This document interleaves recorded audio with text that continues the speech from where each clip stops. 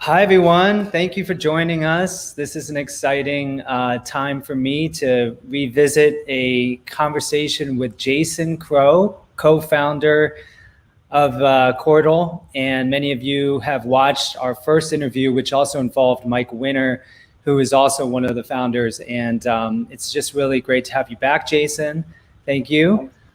I personally watched you after our first interview, which has now been seen by about 30,000 views, take care of literally hundreds of people, hours on end, with helping them install and debug and get familiar with the technical and the philosophical aspects of the project. And it just is such a great example of why I'm so attracted to what you've put together with your collaborators. And, for me, anything we can do in this moment to get inspiration is like healing for the soul, because we literally have, a global psychological operation that's designed to make you think that if you're healthy, you should wear a mask and not breathe freely, and you could be sick and could kill others just because you're not doing that. So anything that gives us inspiration is going to help to balance out what is a really dark and challenging time.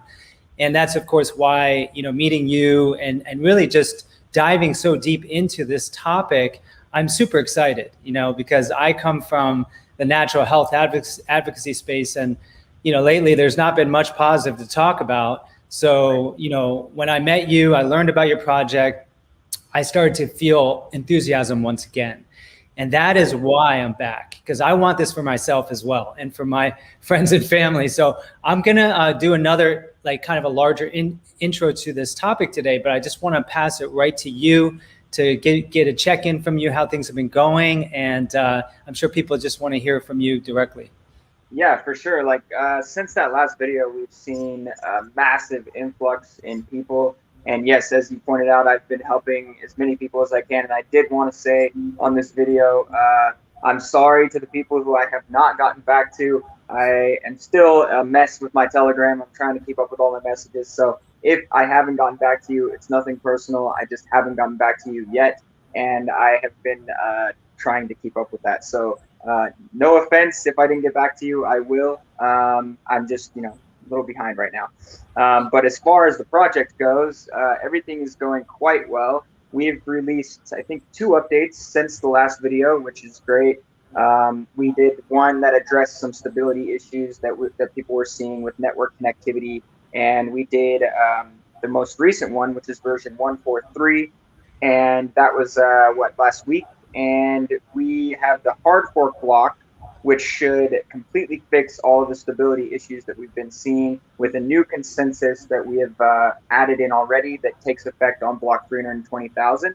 And so I am really, really excited about that block happening, because that will give us, in my opinion, full stability.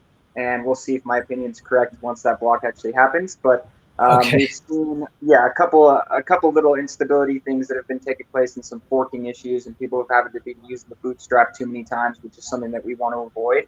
That should never really be necessary other than getting synced initially. So all this bootstrapping that's been having to take place is not something that should have to continue taking place. So after this update, we should see a lot less of that having to happen, which would be great. Yeah. Let me pause a second, okay? Because obviously this is like Greek to some of our listeners. Now, I thankfully have taken the deep dive to better understand what it is that Jason is trying to communicate to the lay person, which, I'm still in that category. And basically, because this is a new project and this code was basically custom written for the most part, although it did draw from a huge archive of open source code, which is part of why this is so exciting, meaning this project is a byproduct of there being literally thousands of anonymous individuals contributing their time, energy, insight, genius into creating really the basis of the new internet. And there's so many technical aspects here of this here. Now, Jason has helped me understand, some of those issues. But when you're talking about, these updates and the stability, can you give people like a layperson translation of that? Yeah. So essentially, there were some issues with various aspects of, and yes, everything in Portal is custom. So we do have a few things that were used from some open source things, but it's mostly for visual stuff in the UI. Everything else is literally from scratch. So yeah, I don't know. Yeah, a lot of things that most platforms use are used from others, but ours literally is all from scratch. We did use some stuff that was from Quora, which was the platform that we took over development of in 2016 and started Portal from that. And some of those concepts have been kept on purpose, but everything else is literally from scratch. So yeah, our code base is very unique in that regard, as far as being basically all of it done from nothing. So yeah. Okay. So what I'm going to do is try to zoom out again. Okay. Part Sure. of the reason why I labeled this conversation crypto, the dying dollar, right, and the decentralized internet of value, is because of the context. Like right now, this moment, we're seeing the most profound debasement of a currency that I believe has ever occurred in history.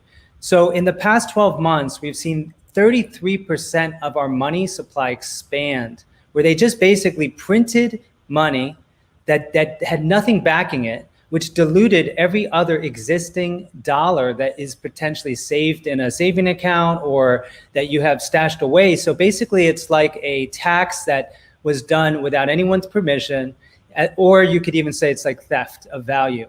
So that's the context. We have our economy literally right now on a emergency sort of life support system where they're just pumping in like blood transfusions, and yet they're not dealing with the arteries that are spurting blood. Like that's what they're trying to do right now. And this has been going on for a long time, right? Like it's just more and more frequent now, right? Yes. So that is why you're seeing people, okay, who've been talking about this for some time, get into things like Bitcoin, because Bitcoin in many ways represents a stateless, permissionless, trustless alternative to that fiat money supply that obviously gives very small people a lot of control and power, as well as, of course, an instrument of surveillance, which is what conventional finance is as well. So when you have cryptocurrency projects, and Bitcoin is just the financial application on a blockchain, there are many other applications, and in fact, such that you could recreate the entire internet in a new way. And that's obviously what Quartal's about. So I just want to give people context to why we're having this conversation, because I'm concerned for everyone's financial, economic, physical, spiritual health. And to me, right, economic sovereignty right now is under the most massive attack ever, which is why in the past 12 months, under the false auspices of saving people from a deadly virus, it's been the largest transfer of wealth and power in human history. And we know that they're only going to continue to print more money. So what's going to happen is potentially a, Weimar Republic-like or Venezuela-like event. So can cryptocurrency, can Quartal be an example of a way for us to jump ship and save whatever value we already have, and maybe create more value in a way that doesn't just give it to a small percentage of the people? So that I want you to go more to the philosophical side of this, Jason, because when I hear you talk about this, and I've watched about 10 of your interviews, I get super excited because we're on the same page. Okay. Yeah, absolutely. That is one of the core underlying things that Quartal was meant to do, right? The coin is not really focused on being a currency, but it is one by default because the service nature of it implies a value there. And so that value will change on a market just like any other cryptocurrency. Even though we're not focused on being a currency, we still are, right? It can still be used for transaction of value. That's just not the main focus of the platform. That being said, yes, as a way to, what would I say, like, I guess, exit from from fiat into something else that's going to have an increase in value, that's not going to be. So let me go a little bit further and say, okay, the laws in the code of Quartal do not allow anything else to take place other than what has already been programmed and scheduled in, right? So there is no printing of more court, right? The only people who are printing court or minting court are the minters of the network. And you can become a minter by being anyone, getting a sponsorship, proving yourself for 5 days, and then becoming your own minter, and you start minting Court 2. The laws in the code say that right now the block reward is 4.75 Court per block, which happens roughly every 60 seconds. And that will stay that way until the next drop, which I don't remember exactly which block that takes place, but it's every 6 months in blocks. It will decrease by 0.25 on the block reward. So the next one will be 4.5, and it'll keep decreasing by 0.25 every 6 months in blocks until it gets to 2 Court per block. And at that point, the community then takes a vote and decides whether it goes up or down or stays the same at that point. So that's the main difference between the fiat currencies and cryptocurrencies, right? Is that the cryptocurrencies have a programmed law that cannot change unless, in our case, when it gets to the end and is able to be voted on for a change, but can only raise or lower by up to 1 coin per block. I'll get into that later. But the law says that this many coins will be coming into existence at this time frame, and that's that. So you cannot then say, oh, these guys over here are going to go print a bunch more, and they're going to have a whole bunch of these sitting here that they printed from nothing. It's not possible, right? So the code says that the block reward right now is 4.75 Court per block, and that's it. So every minter then splits that reward, and that's it. So the supply is always going to be something you can predict, and it's always going to follow its schedule. And so it's not going to have something where all of a sudden there's a bunch more and we don't know where they came from.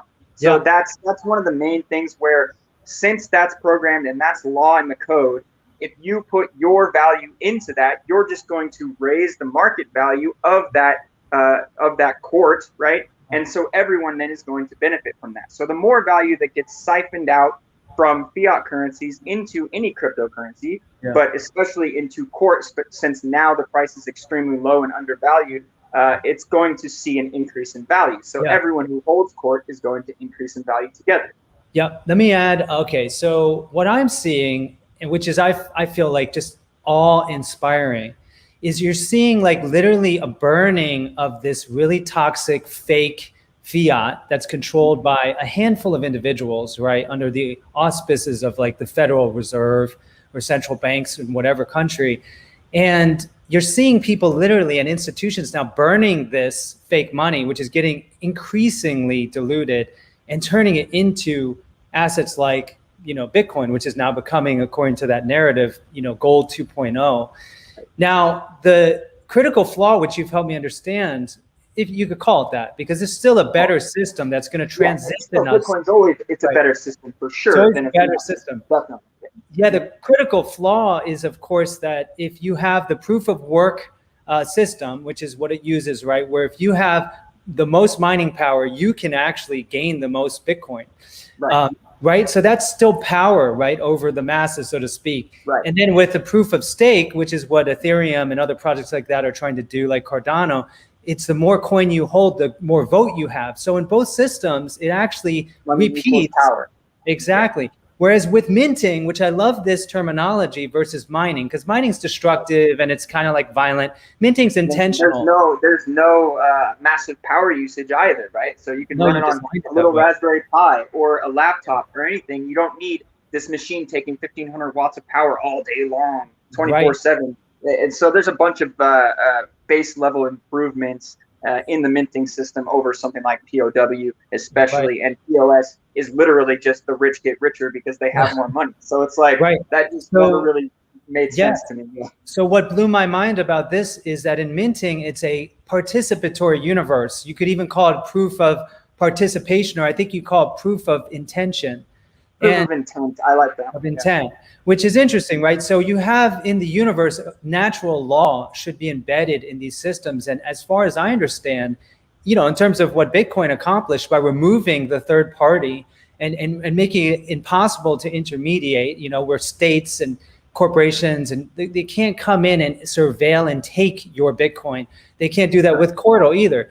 Or court. I mean, they can watch the transactions happen, but unless you identify yourself as this wallet being you, they don't necessarily know who is making these transactions, right? That's so true. They can still, like the blockchain is fully open. You can track every single transaction that happens, right? And that's the same thing in Portal. But unless you name yourself and then tell them that this wallet is mine and prove that, there's no way for them to know that you are the ones who are making that transaction, right? Right. And so with metadata, yes, absolutely. It can all be discovered. And there's an aspect to this that is why it's such a revolutionary new form of transparency.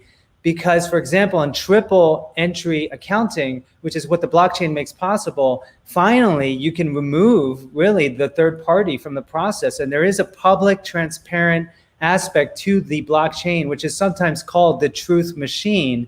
Whereas, Right. you know, you have the Google version where they are like the Ministry of Truth and they're constantly rewriting history, throwing stuff down the memory hole. And then you have like Everpedia, which is a blockchain-based project that tries to create a system that you can't actually alter it. So my point though with minting, which I love, is that you are honoring the participation so that anybody can get in and show by adding value, running a node over the access of time.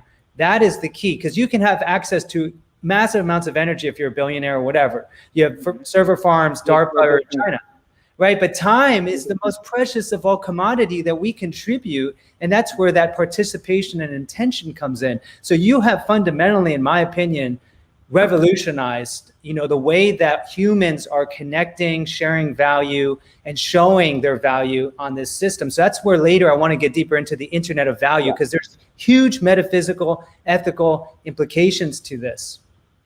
Yeah, absolutely. And that's really one of the main goals, was to make that a reality, right? Like, we didn't want the ability for anyone to come in and just because they have more money, they are then able to get more money on the system, more court or more Bitcoin or more Litecoin.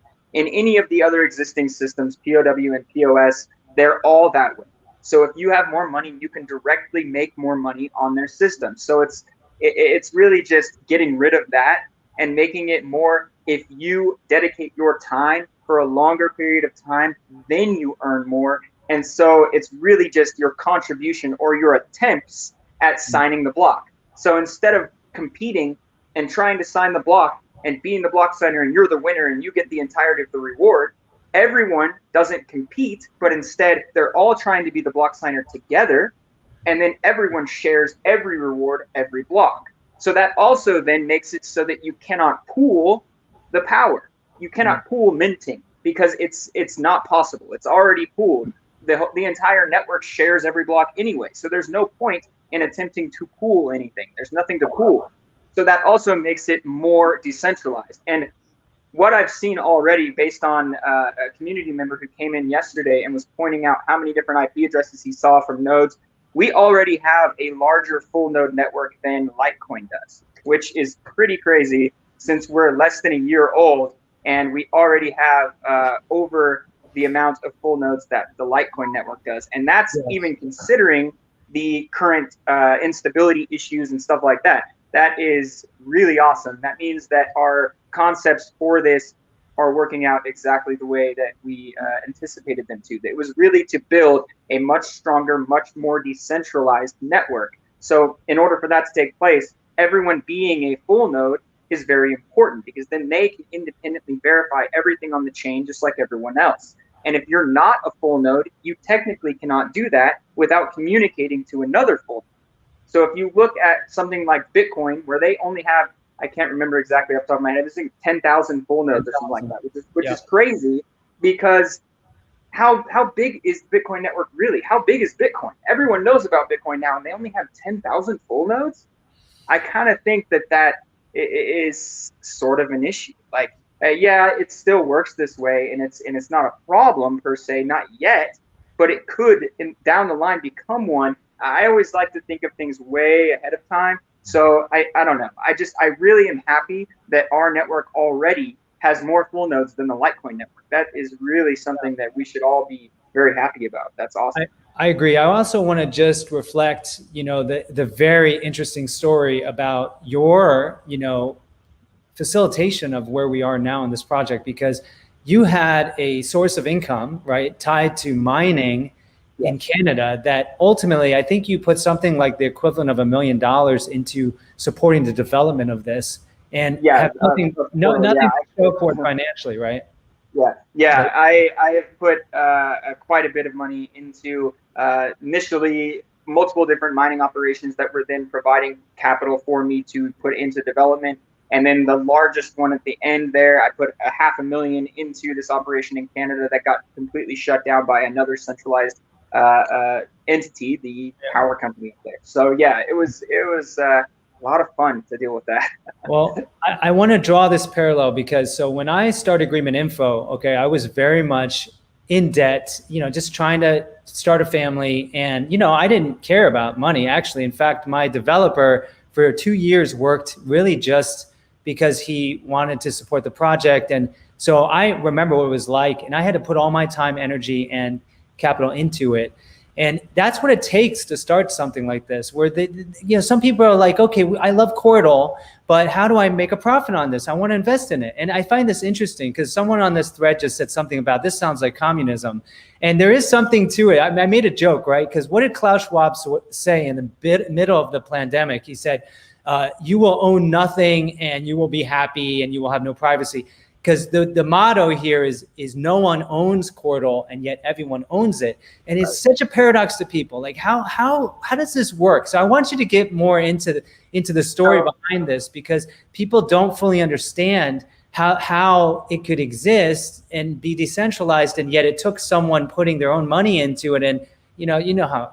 Right. Yeah. I mean, it is. That's another reason why it was so difficult for me to try to convince traditional investors about getting into court and how they can do that and how they can make money from it. Because yes, you're right.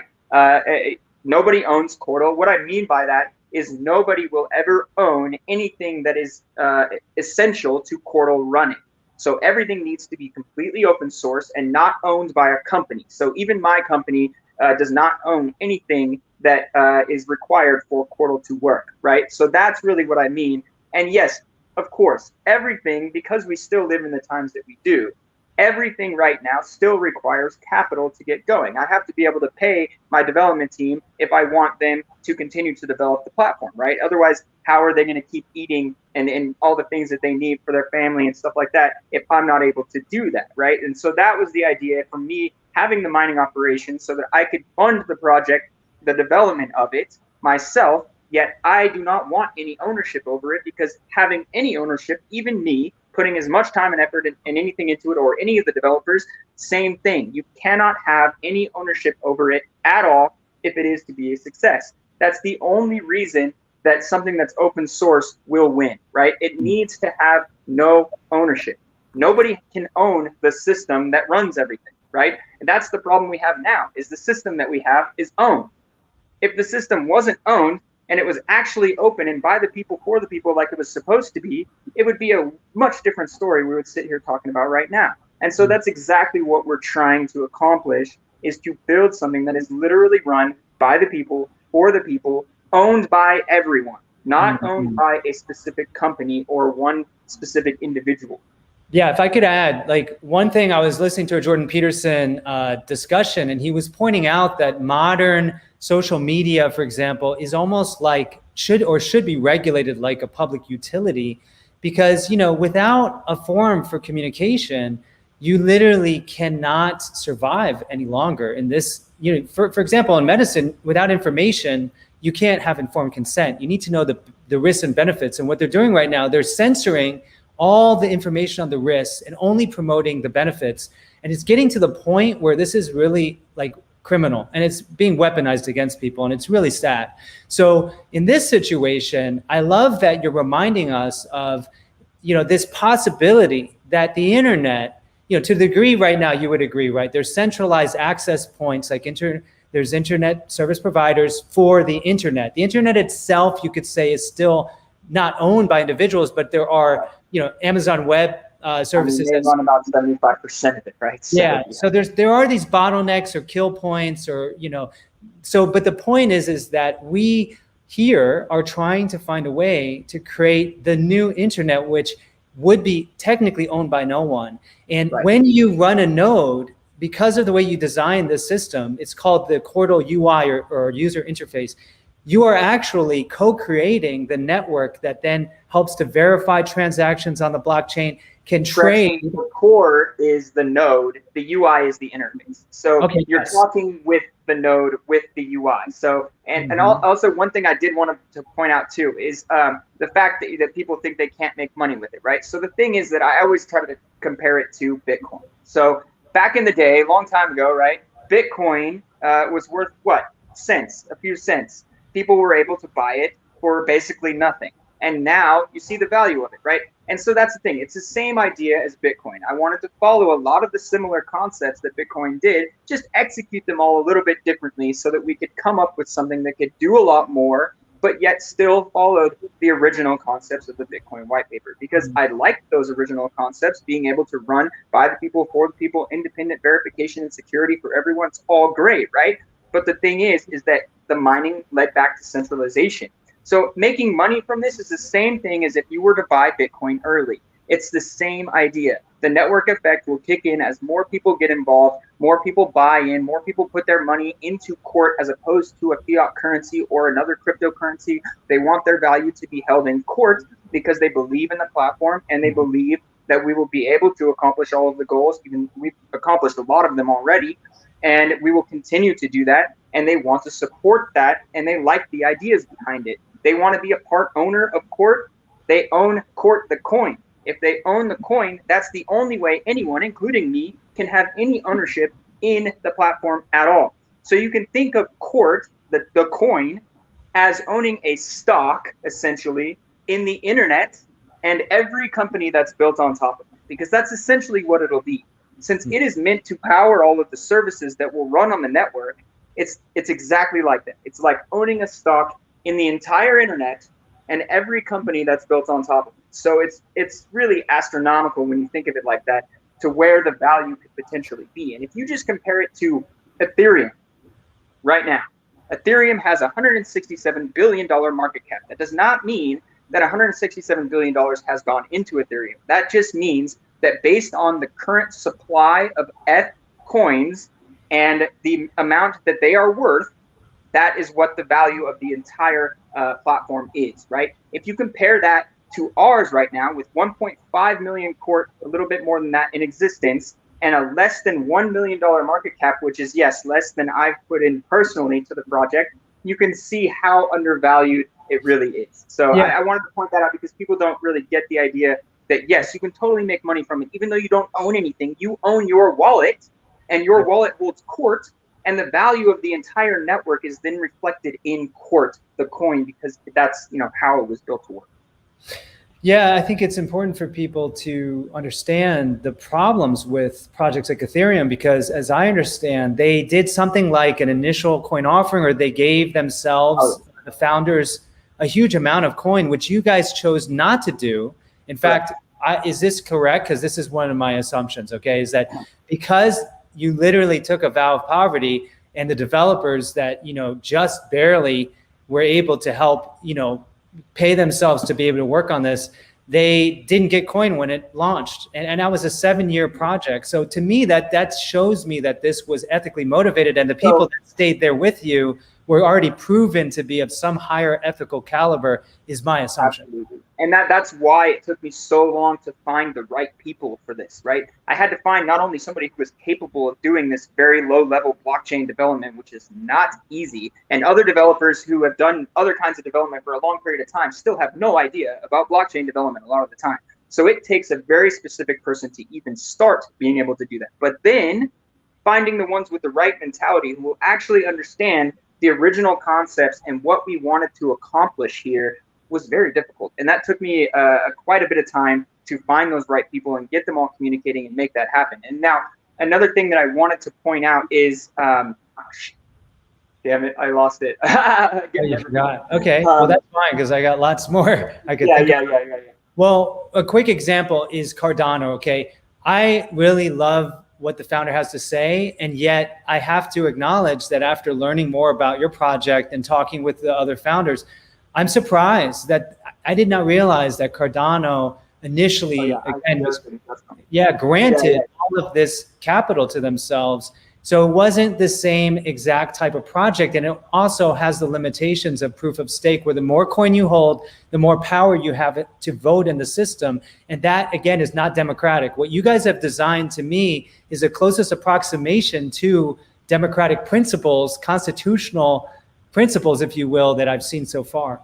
Right. Yeah, that's really what we were trying to go for here. Not only by the people, for the people, but the people's vote, which is directly correlated to how much time and effort they've spent in helping the network. So your level is directly related to your vote weight, which is just because you've been putting more time into it, then your vote counts more, right? So that vote then counts towards any proposal that could be put up by any other user and then voted on by the other users in the network. So it's literally meant to be totally democratic in that regard, where yes, your vote will directly count towards the future of any number of proposals that happen, listing new coins, the potential future direction of the platform. Yep. All things like that will be done when the voting system is complete, which is one of our next things we're doing after we get the stability. But that will be the way that things are decided in the network, literally. Let me give you guys who are listening an example of why my brain was just so excited by this project, because you are seeing right now what's happening, a literally like communist fascist shutdown of social media. Okay, the president himself, whether you like him or hate him, he was deplatformed as the active sitting president on Twitter and Facebook and all these other platforms. That's crazy. I didn't even get deplatformed at that level. The point is that there is no forum, there's no architecture, there's no conduit for free speech if we're not enabled, allowed to express ourselves. So when we look at Cordal as the new base layer of the internet, we start understanding that as the next phases roll out, which includes basic social media functionality, when someone likes your post, when someone shares your post, that value accrues to the person that is being valued. And that person in that particular sub-ecosystem of Cordal will start to have greater, if you will, influence in deciding the future evolution of that system. So it's a completely beautiful approach, because I spent 10 years on Facebook with 530,000 fans, all of which were arrived at organically, never paid for advertising. They gave me zero reach, but what they did do is they harnessed and harvested the social data and capital of every single person that ever liked any of my posts, and they used that, they profited from it, and they weaponized it. They even stole elections with it. You know, look at Cambridge Analytica. This is what is so dark, folks. This is why Cordal is so needed. And I will say the same thing about any other project that comes on board. It's just that this is the one that I see is actually figured out how to hedge against all of these inevitabilities that I'm seeing in other platforms. Yeah, absolutely. That's, you know, one of the main things that we wanted to do is actually allow a blockchain to do more than just transactions of value, like literally trading money from one person to another. We wanted to be able to take those concepts of an immutable ledger that is distributed between everyone and allow it to do a lot more. And if you do take those same concepts and apply it to data storage and stuff like that, you, as the person who puts that data there, is the only person who can then modify that data. And then we can take it a step further and say, if you're a good content creator and you're putting out content that other level users in the system upvote, they love your content, then you can gain a level from that as well. So right now, the only leveling method we have is minting. That's the first one. That was the plan to roll out the network. To get the network growing, we needed to have the minting system. So that is the first, and that is the only one right now that you can level up with. But in the future, when we have data storage and we have these other things that we're building, we will be able to level up in other ways too. So if you don't want to run a node and that be your thing, right? If you're not a person who likes to run a computer 24/7, even if it is a Raspberry Pi, and you don't want to do that, you can level up in other ways by being a good content creator and getting your content out and people loving that, and you can level up from that. So that's definitely part of the next phases of development. Is we want to have other leveling methods that allow people to get in without the need to run a computer all day long, and to be able to level up by doing what they do best, right? So really there will be multiple new leveling methods created.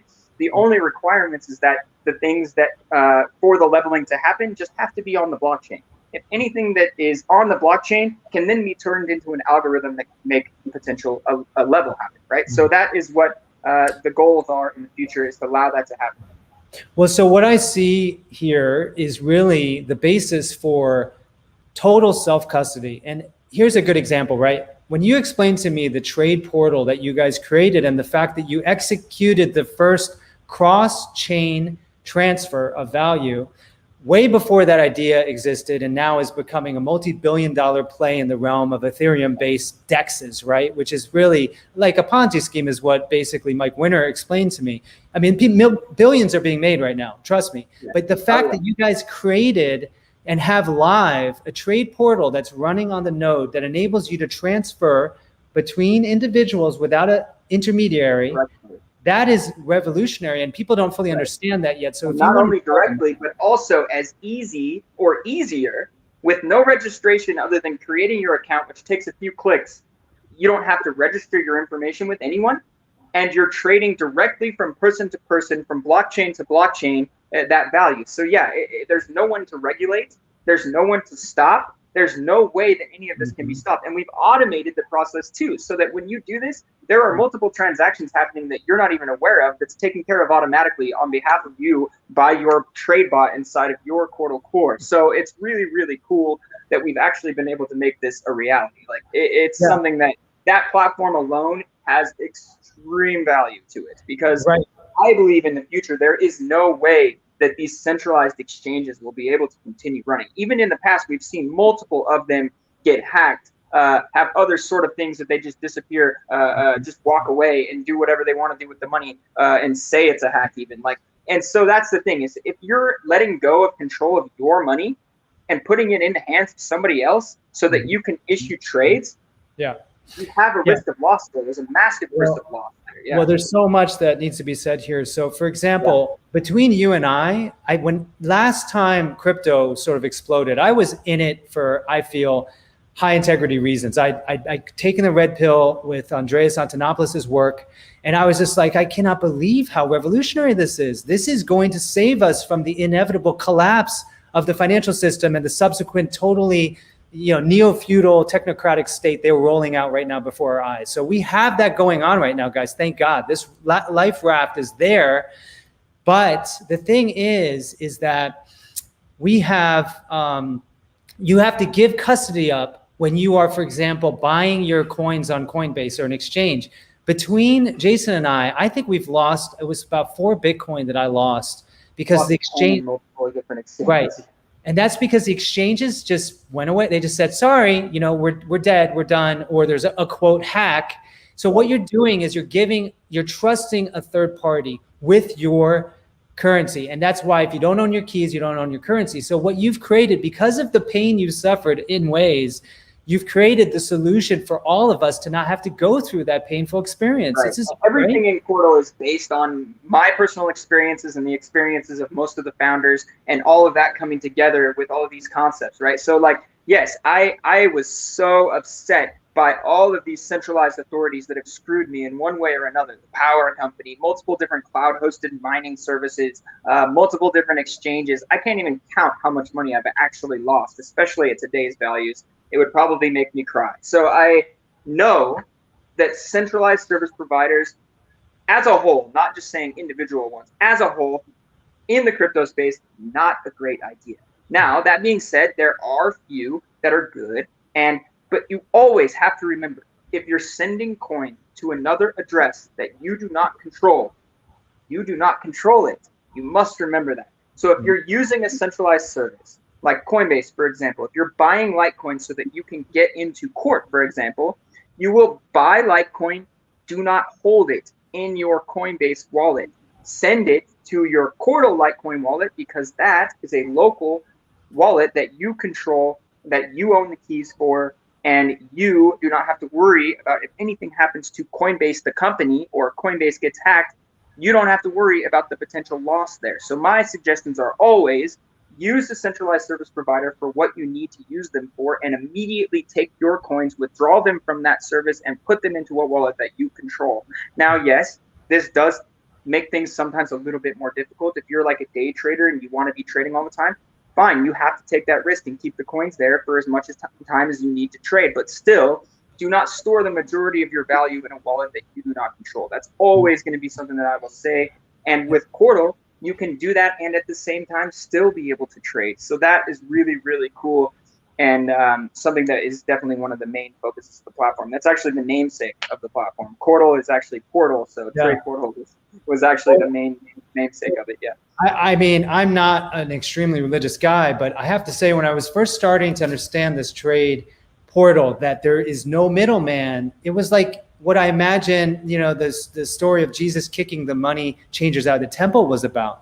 Because the fees on Coinbase just to buy a Bitcoin right now would cost you maybe $700, when that was not the point, right? It was so that you could exchange value between. In the trade portal, there are no fees other than the fees that are necessary for the transactions to take place on both chains. So you're literally not paying fees, and that means that the trades from Litecoin to Court, there are no fees you're paying to anyone because nobody owns the exchange. It's literally directly from chain to chain, and you're only paying the transaction fees that are absolutely necessary to make that trade happen. So it's really, really cool. I mean, do people understand? If this was Goldman Sachs's project, it would already have a market cap just for the trade features of probably billions of dollars. Yeah. That's how it works. It works that way. But this is actually being run by the internet. This is not possessed by anybody. It's now, by the way, unstoppable because what did you initiate your Genesis block in July? Is that right?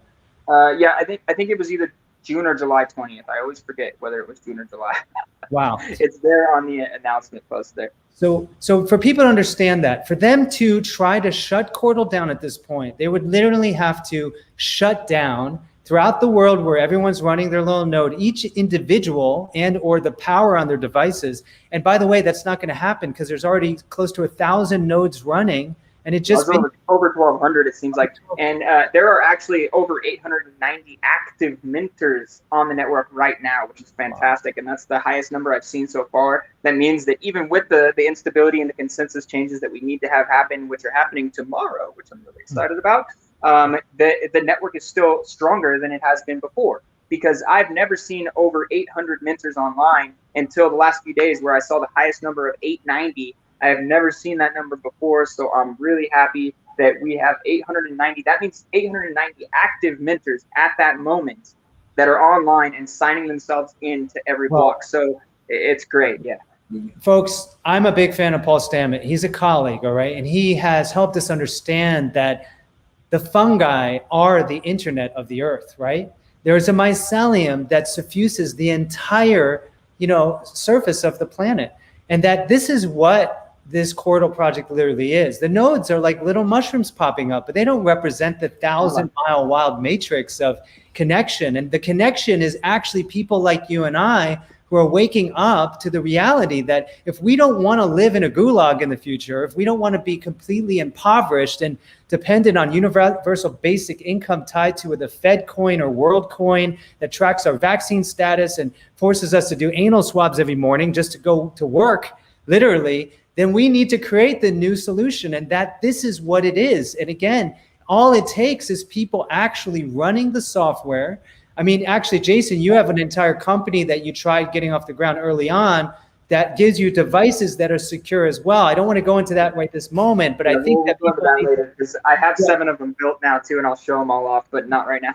Yeah, that's a big deal, guys, because listen, most of the chipsets that are in all the devices on the planet are actually designed with a back door for them to be able to spy on anything that happens on your computer. And that is one reason why Jason and his colleagues put together an open source alternative which is going to provide security vertically. So not only is Quartal secure, but then you have a device that can't be hacked. And that is probably the most threatening proposition to the power that's out there. And yet this is open source, meaning anyone can take the code, they can inspect it, they can even try to hack it, but it only gets better over time because the good people outnumber the not so good people. And that's a natural system. The thing is that when people get into court, and they start, so they want to own part of Court. The only way they could do that is by buying the coin or minting it, right? So if they hold more Court, they hold more value. So as they begin to hold more, and if they're a developer, they're going to love the platform. They're going to want to help, and they're going to want to keep making that coin. And we, as the founders, get more in the beginning so that we can pay people in Court to help us out too.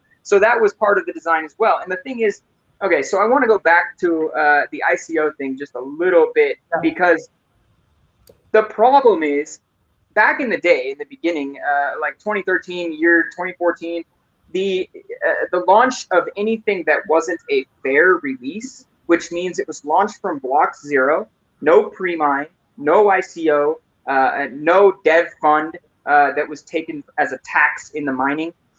All of those things were necessary for a coin to even be considered legitimate by the crypto people that are like base level crypto supporter type people, like the Bitcoin maximalists and stuff like that, right? The people who actually believe in the underlying technology and what it can do. If the coin wasn't launched without a pre-mine, without an ICO, and without any other nonsense like that, it wasn't even considered a legitimate project.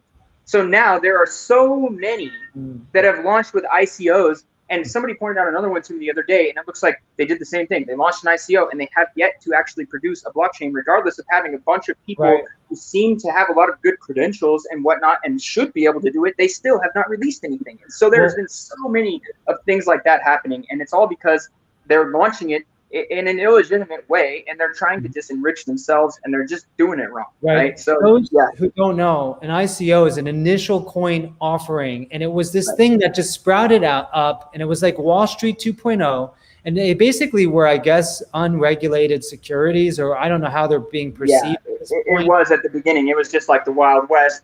They just go, oh, it's an ICO. You can buy coins here, and everybody was doing it. It wasn't regulated, wasn't able to be stopped at all. So right, and that's legitimizing because there's a lot of greed going on. Listen, I'm not saying that I'm against people making literally billions of dollars off of buying Bitcoin or other. Possible in court right now too. It's that kind of thing is still possible. Yeah, I literally think Bitcoin will eat gold, and then we'll start eating other assets, and it will become the new world reserve currency among free people that do not want the state to be granting permission or stopping whatever activity, and basically using violence and coercion as their means of enforcing those powers. This is a radical solution to what is fundamentally a highly corrupt and violent world that we live in.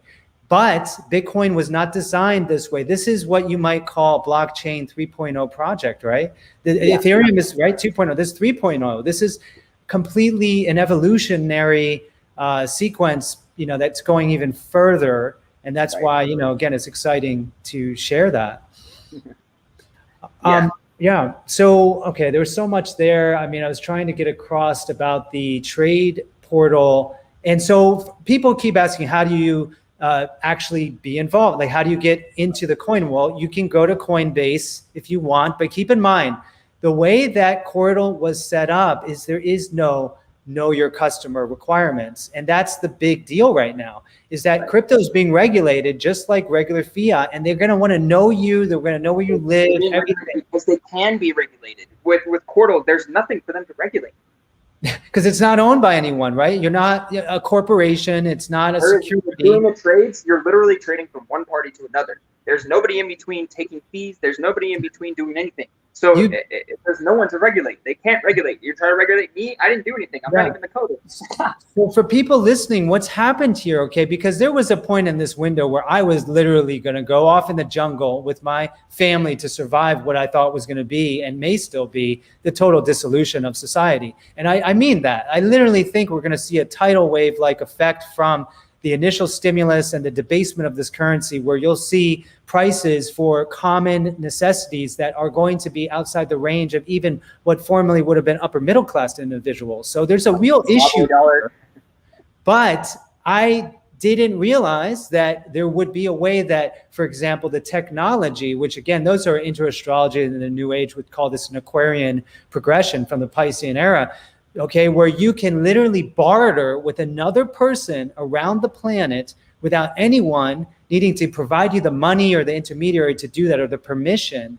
That's amazing. And again, it happened because like Satoshi, who I think inspired us all, unless it was a bunch of white or black hat CIA people, we don't know. Regardless, still inspired us all. Regardless of who it He- was, the original white paper and all the concepts behind it are still amazing. So, Well, it's inspired us. And what you have shown us is that because you designed into Cordal the ability for auto updates, is that if there was a quantum computing event that de-encrypts the SHA-256 encryption protocol, you could alter your algorithm and survive that. we use so many different algorithms as it is. I can't even remember how many are involved, but we use a plethora of different algorithms in Cordal for different things, right? So even changing one of those algorithms for us would not be that difficult. The only difficult part would be just making sure that we supported the old one, just in case people are importing an old account, and then they can save it in the new fashion and it should be good to go. Like that's the thing, is that Cordal is very flexible, which is not really something you ever pair with a blockchain. Like blockchain plus flexible usually equals no. So right now, we are the most flexible blockchain that I've ever seen. And the coolest thing is when we push that auto update, which is signed on the chain by the developer group, of 60% of us have to actually sign the transaction and push it. And we're worldwide. 60% of us sign the transaction, push it, and then the entire network updates. And I love sitting there and watching my peers just update, because one of the main problems with all other blockchains, and I'm guilty of this myself, is that if you don't update the core, you eventually stop working. And I'm really bad with setting up nodes, running them for a network, and then like just kind of forgetting about them and getting busy and doing other things. And I come back and check it out, and later on it's just not working because I haven't updated. And so I knew that we needed to have auto updates. That's the only way to get mass adoption and to get it to where people will actually be able to continue running this easily, is to make it so that it automatically updates. So that is something that no other blockchain can do. And because of multiple of the things that we have that no other blockchain has, we are able to do that, which is incredible. Just in itself, that is a massive, massive feature. Wow. Yeah. For the everyday consumer, what that means is if you had a regular Bitcoin node and you wanted to update it, you'd have to be kind of technically savvy to go in there and download the new version. Yeah. So that's a really awesome thing for those who want to get involved who aren't really tech savvy. So just so you know, with stability issues, it does sometimes have issues because you have to be able to stay synchronized. But right now, tomorrow, when that block happens, I'm praying and praying for full stability of the network with our new consensus, and I think that's going to happen. So in theory, you install Cordal one time and you never have to mess with it again, and you never have to worry about it. As long as you can stay synchronized, you stay updated. That's the theory. Well, for those who want to, for example, support the project, which is something that I did initially, is I just purchased, some Cordal from Jason so that I could support the project. But because right now there isn't a way to do it because you didn't actually design it so it would be on centralized exchanges. So the idea is that if you want to actually buy Cordal, you have to participate in co-creating the system. You can buy it from the trade portal, totally. Yeah. Yeah, but you have to install. But don't you have to install the node to buy it through the trade portal? Yes, you still do have to install node. Like, so that's the thing, is that since it's truly decentralized, you do have to run a node because that's where the automation takes place. It has to be done on your computer or it's not decentralized, right? So the only way that the trading works is you have to have a node installed and then you can trade, right? So yes, there is a little bit of a barrier of entry there, but we can also help people with that. So what that means, folks, is it's like a new ethos of you have to be responsible. Like say you want to barter with a friend for a chicken with your apples, you have to literally go to the market. You can't send someone else or put it on autopilot. And that's the thing here. There is, and actually Mike brought that up previously. Some people were complaining that this doesn't have the maybe intuitive, instant magic of like an iPhone. That's one of the most highly weaponized devices on the planet against us right now, unfortunately. And that's because when you really try to take responsibility for your life and create value and share value, you actually have to put some effort into it. So yes, I know that you're trying along with the developers to make this super easy, and that will come. But at this early stage, it does. Yeah, the installation still is pretty easy. For Windows, it's 2 installers and you're good to go. For Mac, I did a video explaining it's not that difficult. But still, we will always help walk people through it. And eventually, I do have an idea that would allow you to use the trading still local on your computer while using a node that is not local to submit the signed transactions. And I know that can work. I just, we didn't have to design it. Yeah, we're still early as far as being 7 years in, but we're still early from the launch, right? So we still have to come into our own. We still have to realize all of the little things and fix them. We still have to, continually develop new things to make things easier. And we have a huge list of those things already. And the more development the more developers we get that are paying attention to this, the quicker that could potentially go, right? So the more people that are willing to help out in one way or another, and there's been such massive community support from our amazing community. I'm so stoked by that. And a lot of them came from your followers, which I cannot thank you enough for that. Those people are amazing. We have a really, really awesome community. They will help you get set up. They will help you do anything that you need to do. If you're having issues, we will help you through those and whatever needs to happen, just so you can make sure that you get set up and working, whether you want to be a mentor or not, whatever you need to do, Well, I want to just post in here the Discord channel, because I didn't even start checking out your community until like maybe a week ago. Yeah. And I have to say, I went in all those posts, and you have a really awesome community. And that's really what everyone has now said about projects. There's no way that I can do this myself, right? Like it's like impossible. And that's why one company could not do all the things that we're going to be able to do, because we're doing it as a massive community together, all of us, right? Right. In fact, from what I understand, one of the people that helped to create the code for the first smart contract is just donated a good amount of their time to the project. And even though Ethereum gets credit as being the first world autonomous, contract computer, technically the idea apparently came from the project. The first chain that actually had smart contracts was over a year before Ethereum launched, and that was Burst when I was leading the Burst team. Mm-hmm. And that's a huge thing, guys, because the mythos and the narrative around Ethereum, to the tune of how many billions of dollars now, is that there's this genius and this is the best thing since sliced bread in the crypto space. And the reality is that they had serious problems, even a rollback of the chain, things, right, that should have pretty much ended that iteration. And that's why they're working on it did end a lot of support. And that's why Ethereum Classic was launched, because Ethereum immediately did that rollback and ruined it for every true crypto person. Wow. All the true crypto people go, blockchains only go forward. They do not go backwards. So you rolled this back because of a theft that you wanted to refund your investors. You're bought and paid for. This is a bullshit project. Wow. And so all the people who are true crypto supporters dropped Ethereum right then and there. Wow. And that's why Ethereum Classic was started too. But it's just a clone of Ethereum, and Ethereum was garbage to begin with, in my opinion. So why would you clone garbage? Like, ultimately, I know we're going to see a lot of clones of Quartal coming in the future, whether we make them ourselves for different various purposes or other people clone Quartal to make other platforms. I know that's going to be something that happens in the future. But everything that happens, even if somebody clones Quartal and makes another platform, it's still going to bring attention to Quartal. They're going to be able to directly trade with Quartz. They're going to be able to use all the functionality of Quartal. So it's really like, people are like, well, aren't you worried that someone's going to take it and clone it and make a better idea? I'm like, no, because for one, a better idea is relative. And for two, no, it just doesn't matter. It's always going to bring support back to the original, which is Quartal. So I'm not worried about any of that kind of stuff. I mean, that's the beautiful thing about open source. You look at what happened with Microsoft and Bill Gates, who is obviously someone a lot of people are starting to look at for some of the decisions he's made here in this window. And ultimately, his whole model was really designing, well, first of all, taking other people's software, claiming it as his own, ruthless practices. I mean, they had an antitrust, federal, charge, right? And then designing obsolete or,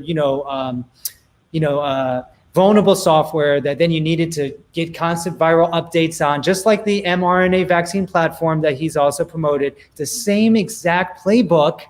This process of a proprietary company being the only developers that can actually even look at the vulnerabilities and work with the NSA, by the way, which is what the Microsoft did, and put backdoors in, is obscene. And that's what all these companies are doing. They're all creating proprietary little silos, and then you have to trust them with your data and your lives, which now we're seeing is the wrong thing to do. And here you go, you have an actual project. You can inspect any of the code And you can even replicate it and create your own project. Now, to me, that's a sign of absolute confidence that it's not just about the data and the code, it's the community. It's about our community. Yes, exactly. It's the intention, it's the people that right now get it and help us to create this together. And that is what's exciting. And for those who do hold the court coin, just like when Bitcoin was pennies and they were buying like 10,000 for a pizza, right? Like exactly. When you start right? Why is Bitcoin 50,000 now? Because of hodlers, people that hold on for dear life because they're not trading it. They believe in it for the long term and they want to see it come to fruition. And that is what I think everyone should be doing that really understands this, because that's also going to drive price discovery, because it's like 50 cents right now. It could be $5,000. Right? But yeah, it should be easily a couple $100, if not $1,000 right now, even with the little instability issues and the consensus fix that needs to happen. After that happens and we have full stability, it's full steam ahead. And I think that we have so much more than most other blockchains already, even though we're not using even half of the stuff we have in the back end right now, because we still need to add more in the UI. What we have already is incredible. At the base level, the changes that we've made and the improvements to the existing systems that we have, it's mind-boggling. It's so much better than anything else that exists. And once people see it and once people start using it and actually realize that, they get really excited. If you glance at it and you don't really have any interest in looking at it, of course you're going to see something that you don't even know what to explain. But if you actually look at it, if you actually look at the code, if you actually run it, and you see how this functions, you realize that this is something that's next level. Well, I want to give people who know me an example. Okay, listen, I know that I'm targeted, obviously, by various individuals and organizations. I don't have a means to communicate where I don't already know that those messages are being intercepted, vacuumed up, and could be used in a way that could harm me. But that's why I was so excited to learn that you actually already have live QChat, which uses an unconfirmed transaction on the blockchain between two peers to communicate, and that no one can actually intercept. No one can intercept that. Yeah, and even if they did intercept it, all they're intercepting is encrypted nonsense. So they can't.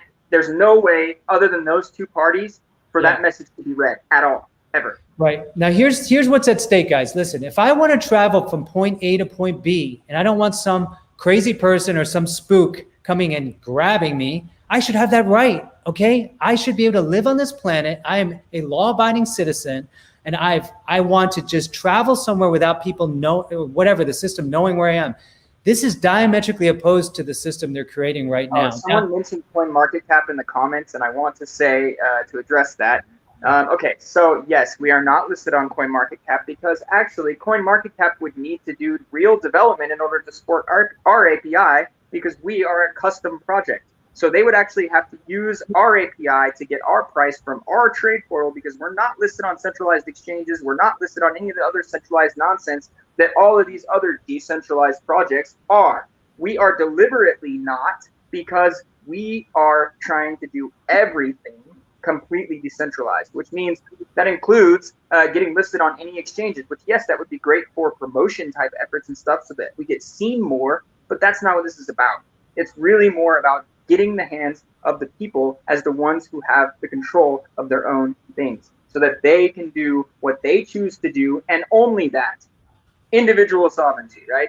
Complete and total individual sovereignty, and communications that cannot be intercepted, and trades that cannot be stopped, and everything. So CoinMarketCap could list us, but they would have to do development on their side to support our custom API and find our price from our price API, because we are our own exchange, essentially. Yeah, so you said something which dovetails with my last comment, which is around sovereignty, right? So the way that I see the world evolving or devolving is that privacy will be equated with terrorism. Like if you have or think that you have a right to privacy and communication, you must be doing some illicit activity, and that you must be a criminal. And that's literally what they've been trying to do. America has already shut down an account of mine because I was selling Bitcoin before they recognized it as a thing. Same thing with PayPal. They've both screwed me in the past too. So again, more centralized service providers that have screwed me in multiple ways. Yeah. Yeah, no, so that's an example. So until we can co-create a system that respects those sovereign rights to privacy, it will be continually criminalized. You will find that you will not be allowed to communicate or that those communications, you might as well assume they're going to, end up at the front page of Washington Post. You don't have privacy in this world right now. And that is a serious violation on so many levels, because that means part of the U.S. Constitution too. Aren't we supposed to be able to have privacy and communication rights? We don't have that really. So you can put it in a nutshell, really, with Quartal. Like, it's all about the disintermediation, or the removal of that third party, who may not have the same values, or may have totally like nefarious intention. You remove them from peer-to-peer exchange of information and value. So that is the basis for an entirely new system for humanity on this planet, literally. And by the way, because, Jason, you've been involved in supporting people that are also supporting this project, like who are literally in the third world and need solar panels to run a node or a computer to contribute to development. The reality is that you've also developed a mesh network concept where we can create an entirely new internet. We would like to have that. Yeah, the mesh networking is not fully developed out yet, but that's something that's going to be in the future anyway, because we need the network to first be larger so that the mesh network can actually work. Because the way that would work is your peer directly connects via wireless connection to another peer that's nearby, and forms a completely new network from that does not rely upon the centralized controlled internet, because the centralized gateway providers are still a problem. And yes, we do plan to eliminate that need as well in the future. So we literally will be completely independent from anything. Yeah. Right. So folks need to understand, the SolarWinds hack, for example, that was one of the most devastating exploits for, major security organizations, right? Private and governmental. That is just a preview to what I believe will be another Event 201-like event, where they say, oh, there's an info pandemic, or there's a cyber hack, and now we have to shut the internet down for this period, or we have to prevent you from using it without all the information now you're consenting to give that to us. This is part of the agenda, because the internet was the Pandora's box that, yes, it was evolved within the context of the military, and then it became this amazing substrate for now we're seeing this Aquarian age, if you will. But there's it's going to take people all choosing to co-create this, because the picture does not look very beautiful if we don't have these options. So I really hope that some of you join us, like whenever possible. Jason, I run the node on my computer, and I am looking forward to actually having a Generation 2 device that you've created that will run 24/7. Downstairs is for you. So. Oh, yeah, great. So we'll eventually, Jason has plans to make this available to the public eventually. But for now, we're trying to find ways to support the growth of the network so that it can do all these amazing things. And anyone here can join us in that. I mean, if we had 450 people on right now, if everyone installed a node and told a few friends, this would be close to Bitcoin size in 6 months in terms of the number of nodes. Yeah, that's exactly it too. And that's why we're not doing typical type promotions either. We're not getting advertisements on websites and nonsense like that, because we're just trying to get this out there in the correct way, which in my opinion is word of mouth. That's always the best way to get something out. We need everyone to understand it, and then for them to explain to their friends why they think it's awesome, so that then they can then do the same thing to their friends, and it'll grow at a much faster rate than any other type of promotion could do. Once people actually understand that there's no company you're paying anything for here, we're not trying to sell you anything. All we're trying to do is to get you to help to establish this new network that actually can bring complete individual sovereignty back to everyone. And now I got a question, or somebody here was saying that you can buy Court with Bitcoin. Now, initially, yes, you could buy Court with Bitcoin in the trade portal, but we realized quickly that the Bitcoin network fees were very expensive, and Bitcoin network is very slow. So we have, for now, temporarily removed that from the UI. So Litecoin trades complete in 7 minutes, confirmed on both sides with no party in between. And so we are going with Litecoin right now. We will, in the back end right now, we do have support for pretty much any other Bitcoin clone. In the front end, we would have to build a wallet for that to allow the automation to take place that takes place with the Litecoin trades. So we will be listing other coins supported in Portal. You can think of Portal more as an entire crypto ecosystem that's completely decentralized, as opposed to a coin or just a platform. It's not just a platform. It's a huge ecosystem that is capable of decentralizing everything. So it's really, really. Let me give them a quick example. So you have the domain name server system, right? Where GreenMedInfo.com lives on this system, which, by the way, could be seized or shut down pretty much by any bad actor.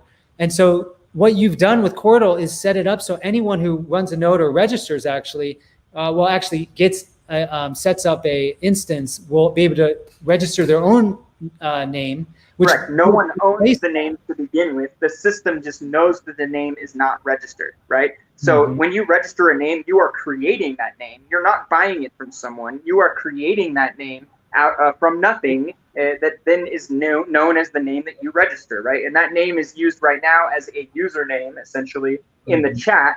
But it's not technically a username. And just like logging in Quartal is not technically logging in either. All you're doing is authenticating yourself on behalf of your account and proving that you can make those transactions. So there is no logging in. You're only talking to your computer, which is then talking to the rest of the network and synchronizing the blockchain. So it's a different concept than anything else that really exists. And I can get into any details like on that.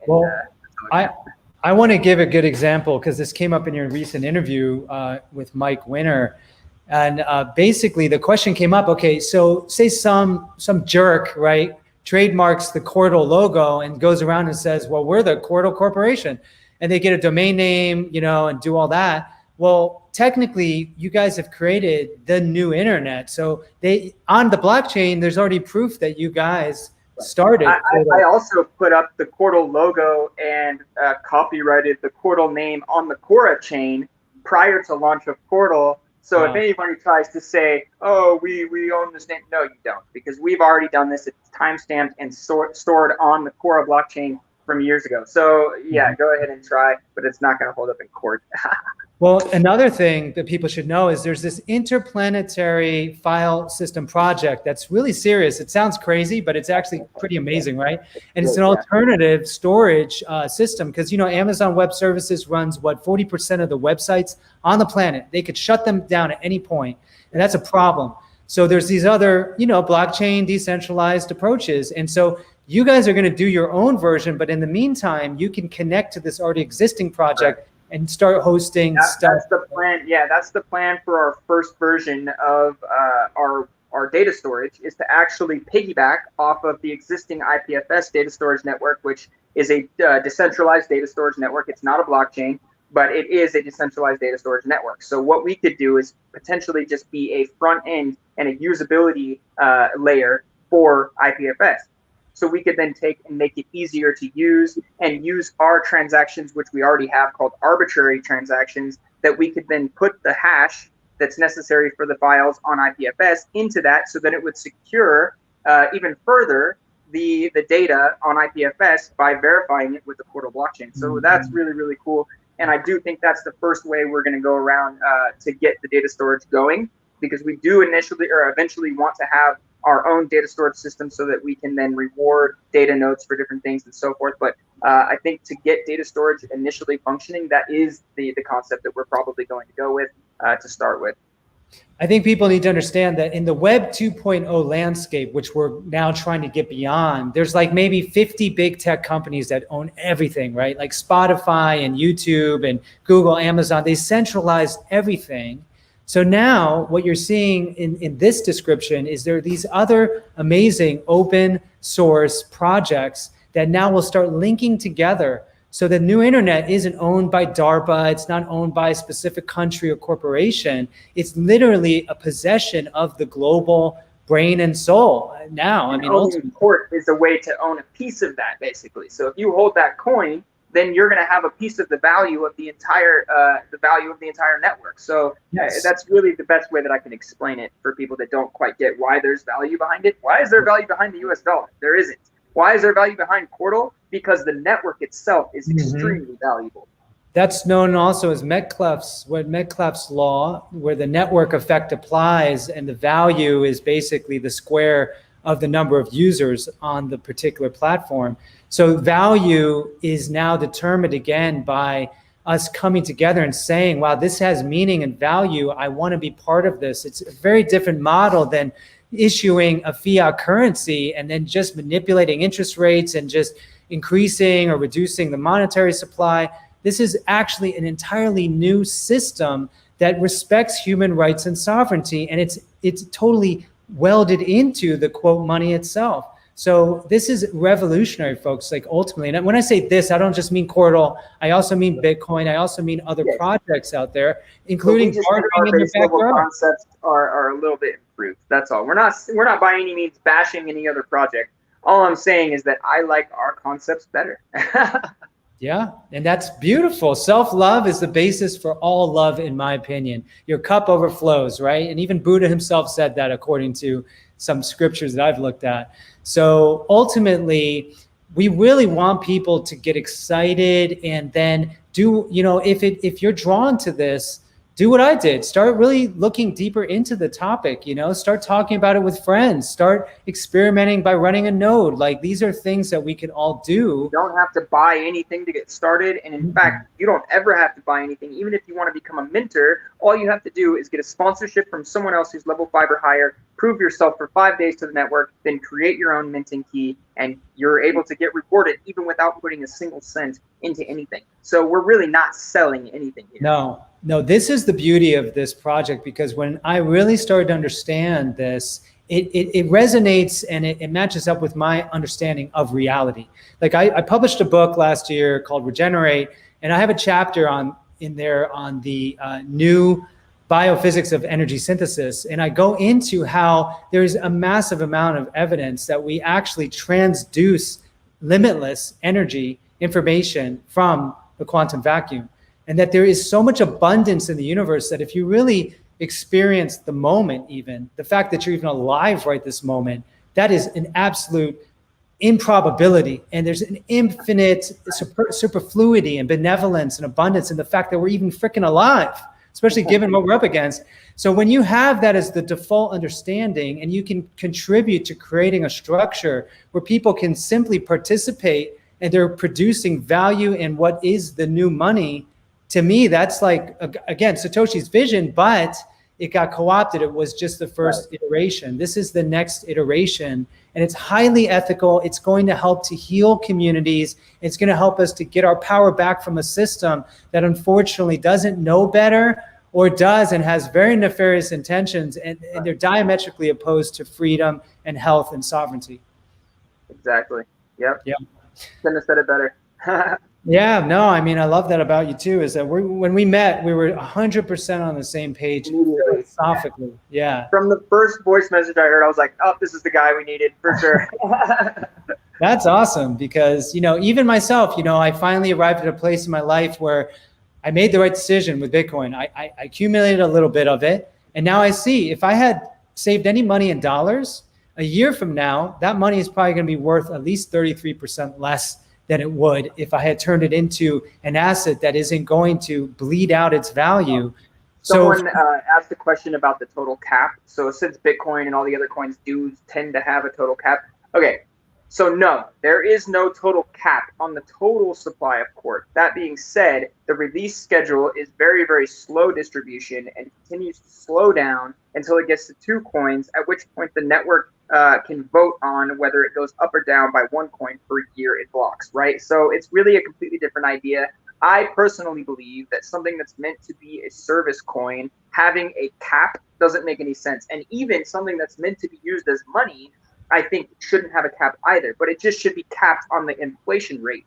So the rate of the new coins coming into the network is absolutely capped, and that will continue to decrease until it reaches 2 coins per block, which is 2 coins per minute. And it will stay there unless it's voted on a change, right? So yes, there is a limit on the total supply that will be created, but there's not a limit on the total supply of the coin. And I think, that was done by design like everything else was. But yeah, I really personally think that that's a better way to do things. And I'm really kind of interested to see how that plays out. It should end up with a stable price in the end that will continue to increase slowly, in my opinion. But yeah, it's meant to be that way. Right now, there's only 1.56 million Quartz in existence. So you can see already after how long we've been launched, that many coins are the only amount of coins that exist. So it's a very slow release schedule, and it will continue to get slower rather than anything else. And you don't have to worry about there being a cap on the total. People have overplayed that a lot in the crypto space. even Bitcoin right now, the cap makes no difference because they haven't reached the cap yet. The only time the cap matters is when the cap is reached. So I don't get this whole like, oh, there's no cap, there's never going to be any value because there's no cap. It's nonsense, total nonsense. So yeah, right now the total release is all that matters. The total amount of coin that exists is all that ever matters when you're calculating value. I mean, I find it fascinating because you have people like Chairman of the Federal Reserve they're just creating this monetary policy out of nowhere. And here's an example of, wow, well, you're just coming up with a more ethical system. And I really love that. It's really about us trying to figure out how to best serve one another and what's good for the collective while still respecting the free market and entrepreneurship, because that's something people should understand. Is this is the base layer. Anyone can build a company off of that. There's an API. You can develop apps. There's someone developing a game. This is built so that this can be a base layer. Yeah, that does not steal your information, does not do what the present internet does. And there's all these centralized points of control. And that to me is exciting, it's truly. So for people who really want to be part of the project, because I've been watching the chats here and, there's a lot of good questions. I mean, the Discord channel is a great place. There's frequently asked questions. There's orientation. The founders live there. But like, how does one get involved if, for example, they don't really know much about tech and how to do this sort of stuff? I mean, there are multiple videos that we've put out that walk people through the installation processes on various operating systems. Really just getting into the community first is the best thing to do, right? The Quartal Tech Support Telegram channel is a great one for people who don't want to get into Discord or already have Telegram and want to use that instead. You can also jump into QChat if you can figure out how to get into there first. And I can give you a way to do that without installing anything too. But ultimately, it's really about just getting into the community. Everyone in the community is very helpful. Once they've figured it out themselves, they're always willing to share that information with others. And I personally will help out anybody as long as I have the time to. And multiple other people in our community, the same thing. So really, it's all about just getting into the community and getting connected with us. And we will help you no matter how long it takes. And no matter how many dumb questions you think you have, we will help you get it set up so that you can maintain your own individual sovereignty with the rest of us. That's beautiful. And, also for those who are interested in just donating to the project, to the developers, which is, one of the things that I did and I'll continue to do, how would they support that? Is there like a development fund or something like that? Yes. On Portal, we have a donation only dev fund, and you can actually donate by typing in capital DEV, capital UF, or capital FUND, and spelling dev fund with those two capital letters.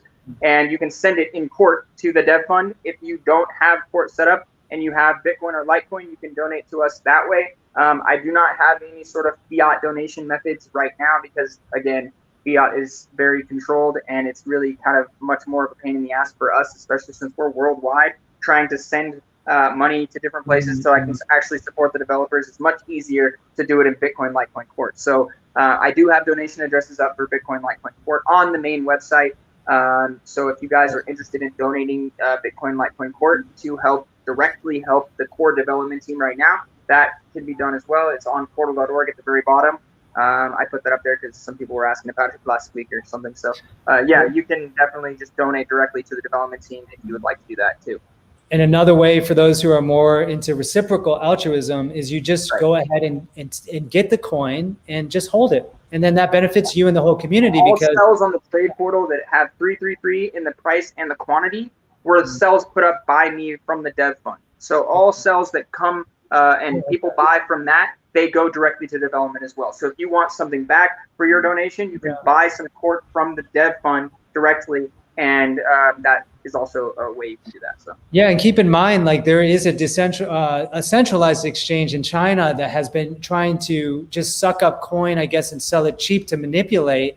And they've had trouble allowing people to even withdraw their coins. So now I don't know what they're doing, but yeah. Right, and so ultimately the problem there is that they're manipulating the price, and people that really understand court want to support it should just buy it and hold it, just like you would with Bitcoin, because 10 years down the road, it's going to also help the community find true price discovery, which I believe probably would be closer to Ethereum if people really understood what this is. Right. Ultimately, that's what is needed. Strong hands and hearts to really support this project, put the sweat equity in, because like this whole system is based on participation, which is what I love. If you're a founder and you have a higher percentage share of the coin right now, if you're not running a node and participating, technically, you're not going to have an advantage over someone who comes in a week from now if they're part of that system, right?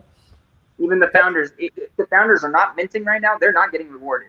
If the founders are not minting, they're not increasing in their potential influence. So after the first person reaches level 10, you could actually out-level the founders in influence. So yeah, it's literally meant to be completely fair in every regard, regardless of who the people are that started it. Yes, the founders get more reward at the beginning so that they can help pay other people and help get things situated at the beginning when it's necessary.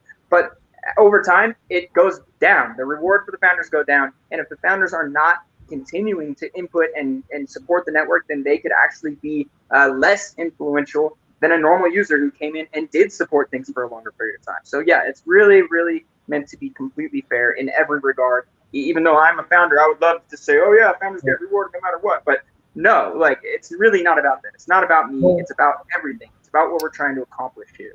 Well, that's what I love about this, because if you think about longevity and passing on of wealth or opportunity to generations, the system is set up where, again, it's participatory. Once you're dead and gone, or your device is offline and you don't care anymore, you're not going to benefit the way you would if you were a Cardano holder or Ethereum and you have proof of stake and you have all these coins and you just keep on having that power you pass on.